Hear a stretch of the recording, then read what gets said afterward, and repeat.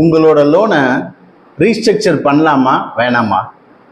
நீங்கள் லோனை ரீஸ்ட்ரக்சர் பண்ணுறது யாருக்கு நல்லது? உங்களுக்கு நல்லதா இல்லை பேங்க்குக்கு நல்லதா?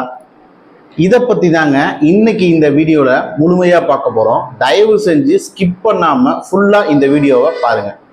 கேட்டதை கொடுக்குமாம் அற்புத விளக்கு வண்டர்லேம்ப் நேயர்களுக்கு வணக்கம். இன்றைய காலகட்டங்களில் லோன் வாங்குறது நம்மளோட ஒரு யூஸ்வலான விஷயம் ஆயிடுச்சுங்க. நமக்கு தேவைப்படுது அப்படின்னா ஈஸியாக போய் இன்னைக்கு ஒரு லோனை நம்ம வாங்கிடுறோம். ஆனால் இதே ஒரு சூழ்நிலை மனுஷங்களை கஷ்டப்படுத்தவும் செய்யுது. ஏதோ ஒரு மாதம் நம்மளால கட்ட முடியாமல் போயிடுது. ஒரு மாதம் கட்ட முடியாம போயிட்டா பரவாயில்லைங்க.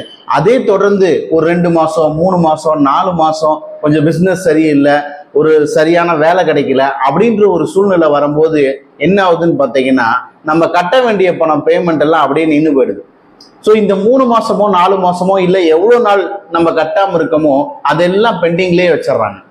அது கலெக்ஷன் ஸ்டாஃப் எல்லாம் வந்து நம்மளை கட்டுங்கன்னு சொல்றது ஒரு பக்கம் இருந்தாலும் கூட நம்ம கையில் அமௌண்ட் இல்லாத சூழ்நிலை வரலாம். ஸோ அந்த மாதிரி வராத போது பேங்க்ல இருந்து சொல்ற விஷயம் வந்து என்னன்னு பார்த்தீங்கன்னா, உங்களால இவ்வளோ அமௌண்ட் கட்ட முடியல அப்படின்னா உங்களோட லோனோட அமௌண்ட்டை ரீஸ்ட்ரக்சர் பண்ணிக்கோங்க, உங்களோட இஎம்ஐயை கம்மி பண்ணிக்கோங்க, இந்த மாதிரி ஏதாவது ஒன்று சொல்லுவாங்க.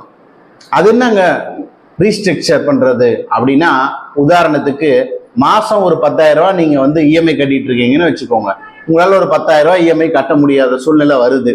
அந்த நேரத்துல 10,000 ரூபாய்க்கு பதிலாக ஒரு 8,000 ரூபாய்க்கு மாத்தி கொடுக்குறாங்க அப்படின்றது தாங்க இந்த ரீஸ்ட்ரக்சர்.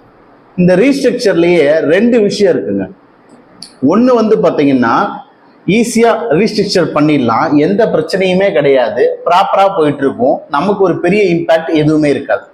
இன்னொரு விஷயம் பார்த்தீங்கன்னா ரீஸ்ட்ரக்சர் பண்ணிட்டோம் அப்படின்னாலே நம்ம ஏற்கனவே எவ்வளோ அமௌண்ட் வந்து பெண்டிங் வச்சிருக்கோமோ, அதாவது நான் சொல்லியிருந்தேன் இல்லையா, ஒரு 2 மாசமோ 3 மாசமோ அந்த மாதிரி ஒரு குறிப்பிட்ட ஒரு கால அளவுல வச்சிருக்க அமௌண்ட் எல்லாம் ஒன்று சேர்ந்துடும். இந்த ஒன்று சேர்ந்த அமௌண்ட்டை வந்து ரீஸ்ட்ரக்சர் பண்ணிட்டு நீங்க கட்ட வேண்டிய அந்த 10,000 ரூபாய் அமௌண்ட்டை 8,000 ரூபாய்க்கோ இல்லை 7,000 ரூபாய்க்கோ மாத்துறது. ஸோ இதுல ஒரு விஷயம் பெனிஃபிட், ஒரு விஷயம் நஷ்டம்.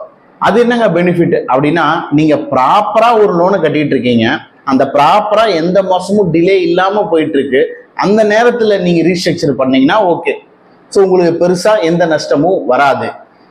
ஆனா பெண்டிங் இருக்கும்போது ரீஸ்ட்ரக்சர் பண்ணா என்ன நஷ்டம் வரும்ன்றத நான் இப்ப சொல்றோம். அதுக்கு முன்னாடி ப்ராப்பரா தானே கட்டிட்டு இருக்கேன், ரீஸ்ட்ரக்சர் பண்ணா எந்த பிரச்சனையும் வராதுன்னு சொல்லிட்டீங்கன்னா அங்கேயும் ஒரு இஷ்யூ இருக்குங்க.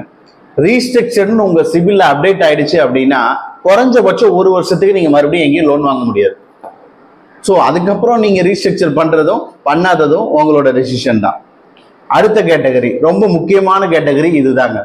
கட்டாம விட்ட பணத்தினால பெண்டிங் விழுந்து போச்சு, இப்ப ரீஸ்ட்ரக்சர் பண்ணணும்னு போய் நிக்கிறோம். இல்ல பேங்கே சொல்லுவாங்க ரீஸ்ட்ரக்சர் பண்ணி கொடுக்குறோம். இது எதுக்காக சொல்றாங்கன்னு பாத்தீங்கன்னா, நான் ஏற்கனவே சொன்ன மாதிரி தான், உங்களோட இஎம்ஐ அமௌண்ட்டை ஒரு 10,000 ரூபாய் எக்ஸாம்பிள் போயிட்டு இருக்குன்னா ஒரு 7,000 ரூபாய்க்கோ 8,000 ரூபாய்க்கோ கம்மி பண்ணுவாங்க. அது எப்படி சாத்தியம்? அப்ப 2,000 ரூபாய் நமக்கு லாபமா அப்படின்னு கேட்டீங்கன்னா கிடையாது. உங்களோட டென்யூரை ஜாஸ்தி பண்ணி கொடுத்துருவாங்க. இன்னொரு 2வது விஷயம் என்னன்னா, ஒரு 3 மாசம் 4 மாசம் இல்லை ஒரு 5 மாசம் நீங்க ஒரு அமௌண்ட் கட்டாம வச்சிருக்கீங்கன்னு வச்சுக்கோங்க, அது ஒரு 50,000 ரூபாய் 60,000 ரூபாய் இன்ட்ரெஸ்ட் வந்திருக்குன்னு வச்சுக்கோங்க. உங்களோட லோன் அமௌண்ட் அவுட்ஸ்டாண்டிங் ஒரு 3 லட்சம் ரூபாய் இருக்குதுன்னா இந்த 3 லட்சம் ரூபாயும் இந்த ஒரு 50,000 ரூபாயும் சேர்த்து 3.5 லட்சம் ரூபாயும் டோட்டல் அசல்ல எடுத்துருவோம். அப்ப இந்த 3.5 லட்சம் ரூபாய்க்கு திருப்பி இஎம்ஐ போட்டுருவாங்க. ஸோ உங்களுக்கு டென்யூரை ஜாஸ்தி பண்ணிட்டு நீங்க ஒரு 6 வருஷம் கட்டியிருக்கலாம், இல்லை 1 வருஷம் கட்டியிருக்கலாம், இப்ப இருந்து கோட்டை போடுன்ட்டு எல்லா கோட்டையும் அழிச்சிட்டு இருந்து கோட்டை போட்டுருவாங்க. ஸோ அப்படி கோடு போடும்போது என்ன ஆகும்னு பாத்தீங்கன்னா 3 லட்சம் ரூபாய் கட்ட வேண்டிய பணத்துக்கு 3.5 லட்சம் ரூபாய்க்கு நீங்க வட்டி கட்டுவீங்க. ஸோ வட்டிக்கு வட்டி வந்து கட்ட வேண்டிய சூழ்நிலை இந்த ரீஸ்ட்ரக்சர்ல வந்துடும். இது தெரியாம சில பேர் என்ன பண்றோம், அதான் ஒரு 2,000 ரூபாய் கம்மி ஆயிடுச்சு, நமக்கு 3,000 ரூபாய் கம்மி ஆயிடுச்சு அப்படின்றதுக்காக நம்ம இதையும் ஓகே சொல்லிடுறோம். இது சிபில்லையும் அஃபெக்ட் ஆகுது. 2வது நீங்க உங்களோட பணத்துக்கு நீங்களே வட்டிக்கு வட்டி கட்டுற மாதிரியான சூழ்நிலையை கொண்டு போய் நிறுத்திடுறீங்க.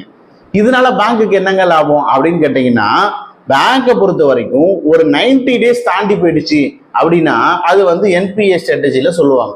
ஸோ அப்ப பேங்க்ல என்ன பண்றாங்க, இந்த என்பிஏ கேட்டகரியில இருந்துச்சு அப்படின்னா அவங்களுக்கும் ப்ரெஷர்ஸ் இருக்கும், நிறைய கேள்விகள் அவங்களையும் கேட்பாங்க, ஏன் என்பிஏல போயிட்டாங்க அப்படின்ட்டு. ஸோ அதை குறைக்கிறதுக்காக அவங்க சஜஸ்ட் பண்ற இந்த விஷயம் தான் இந்த ரீஸ்ட்ரக்சர்.